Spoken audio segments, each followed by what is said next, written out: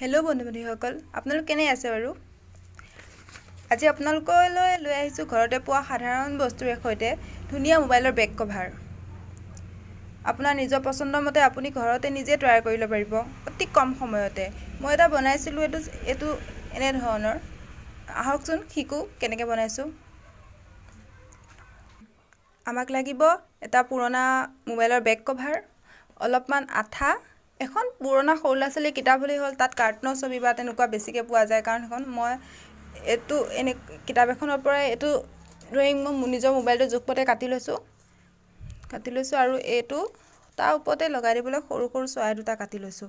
অলপ কাগজটো পাতল হ'লে ভাল হয়। আপুনি যদি পেপাৰত পায় পেপাৰৰ পৰা আপোনাৰ যি পচন্দ, যেনেকুৱা ভাল লাগে তেনেকুৱা ৰাখি ল'ব পাৰে। পেপাৰতো কেতিয়াবা বৰ ধুনীয়া ধুনীয়া ফটো আহে।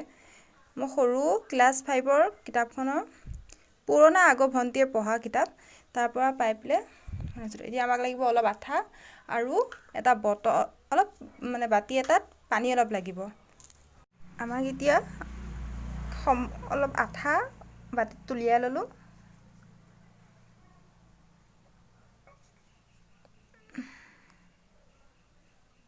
অলপ আঠা আৰু আঠাখিনি সম পৰিমাণে আমি পানী আধা চামুচমান লৈ ল'ব লাগিব। আঠাখিনি ধৰি ৰাখিছে, পানী আমি প্ৰায় আধা চামুচ, আঠাখিনি সৈতে ধুনীয়াকৈ মিলাই ল'ম।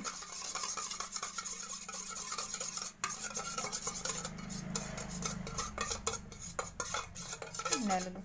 এতিয়া আমি যিটো আমাৰ নিজৰ পচন্দৰ কাগজখন কাটি ৰাখিছিলোঁ মোবাইলটোৰ জোখমতে, আমি তাক চৰাইকেইটা এনেকৈ আঠাত আগফালে পিছফালে ধুনীয়াকৈ লগাই দিম, যাতে ছিঙি নাযায় সেইটো লক্ষ্য ৰাখিব। কাগজখন বহুত পাতল হয়, আঠাটো পানীৰ লগত মিল খোৱাৰ লগতে সি ছিঙি যাব বিচাৰিব পাৰে, যাতে সাৱধান হয় ছিঙাৰ পৰা। আমি ধুনীয়াকৈ তাৰ ওপৰে তলে আঠাটো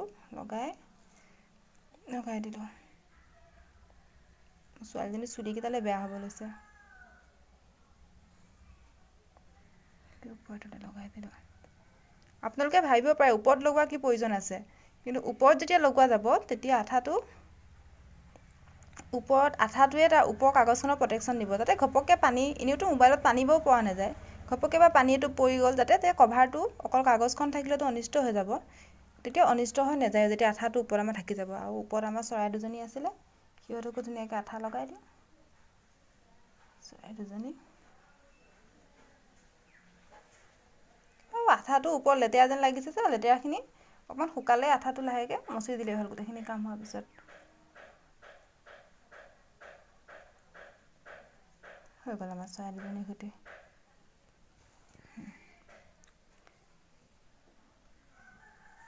এতিয়া আমি এখন শুকান কাপোৰ লৈ পেলাই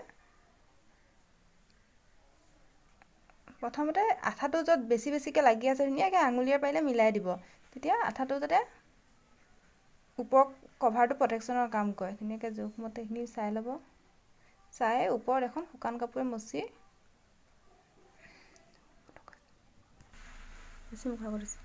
কাপোৰ এখন লৈ আমি এনেই বাহিৰত লগা আঠাখিনি মচি দিলোঁ, নহ'লে আঠাটো পিছত শুকাই গ'লে যাবলৈ নিবিচাৰিব পাৰে, সেইকাৰণে চাইডে চাইডে লাহে লাহে চৰাইটো এৰি আহিব বিচাৰিছে, লাহে লাহে এইখিনি মচি দিলোঁ। তাৰপিছত আমি তাক ফেনৰ তলত বা ৰ'দত দি পেলাই প্ৰায় 3 ঘণ্টা নালাগে। মোৰটোতো প্ৰথম যিটো বনাইছিলোঁ সেইটো প্ৰায় মই ফেনৰ তলত দি অলপ টাইম এখন চিৰিয়েল চোৱালেতো শুকাই গ'ল। সি হাতে ধৰি আপুনি পৰাপক্ষত 1 ঘণ্টা ৰাখি দিব, নহ'লে কাৰণ কাগজৰ কথাটো কেনেবাকৈ অকণমান বেয়া হ'লে ছিঙি যাব বিচাৰিব। হৈ গ'ল। এতিয়া আমি ইয়াক 1 ঘণ্টাৰ কাৰণে থৈ দিম শুকাবলৈ।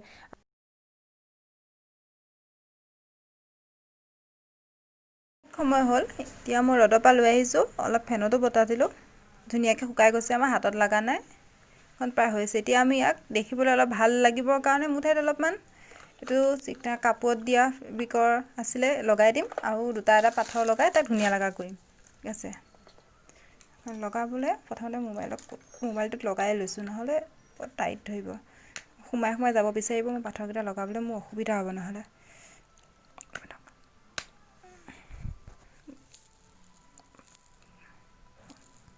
ইয়াৰ বৰ্ডাৰটো অকণমান ৰংচঙীয়া কৰি দিওঁ সি যাতে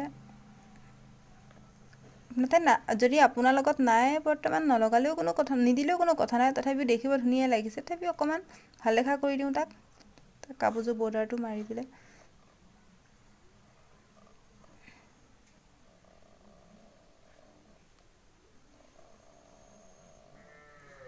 তাৰ গোটেই চাৰিওফালৰ বৰ্ডাৰটো ধুনীয়াকৈ আপুনি লগাই দিয়ক।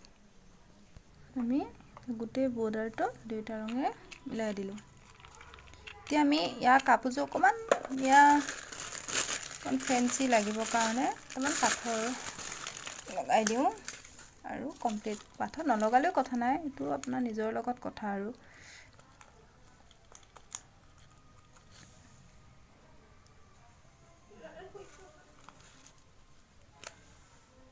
মাজে মাজে দুটা এটা লগাই দিওঁ।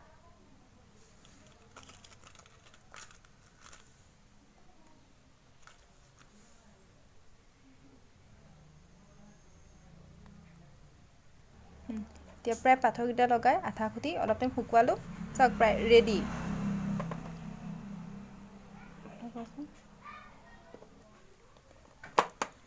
ৰেডি হৈ গ'ল। চাওক ইমান কম খৰচতে সাধাৰণ এখন কাগজ আৰু আঠাৰে কিমান ধুনীয়া লাগিছে দেখিবলৈ। ইয়াৰ লগতে এখন আগতে বনোৱা আছিলে, এখন আপোনাক মোবাইলত লগাই দেখাই দিছোঁ। এতিয়া এখন মোৰ আৰু এখন ভণ্টিৰ কাৰণে হৈছে। জনাবচোন দুইখনৰ ভিতৰত কোনখন বেছি ভাল হৈছে। এখন 3 দিনমানৰ আগত বনাইছিলোঁ এখন, আৰু আজিখন।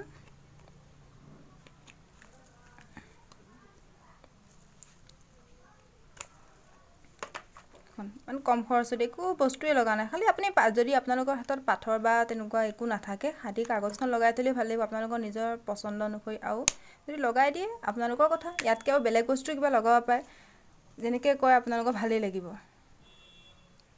কভাৰটো কেনেকুৱা লাগিছে আপোনালোকৰ এটা লাইক দি জনাব।